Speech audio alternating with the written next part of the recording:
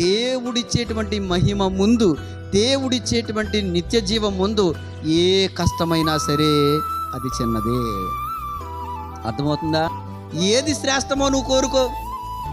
ఈ స్వల్పకాల జీవితంలో ఉండేటువంటి ఈ చిన్న చిన్న అవసరతల కొరకు కోరుకుని ఇక్కడతో పరిమితం చేసుకుని ఇదే జీవితం అని ఇక్కడతో ఆగిపోతావా?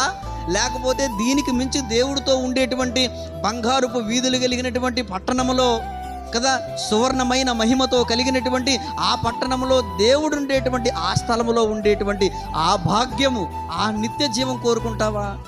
ఏది కోరుకుంటావు? ఆలోచన చేయి. కానీ మనం ఎక్కడ ఆగిపోతున్నాం తెలుసా? నాకు పలానా బలహీనత, ఇది బాగు చేయి, ఇంకేం అక్కర్లేదు ప్రభువా, నాకు పలానా ఇబ్బంది, నాకు పలానా ఇరుకు, ఇది బాగు చేయి, ఇది తీసే సరిపోద్దా, నాకు ఇంకేమొద్దు. మరి దీనికి మించిన నిత్య జీవం వద్దా అనంటే అది ఎప్పుడు ఎత్తావో ఏంటో, ఏమో నాకు వద్దు ప్రభువా.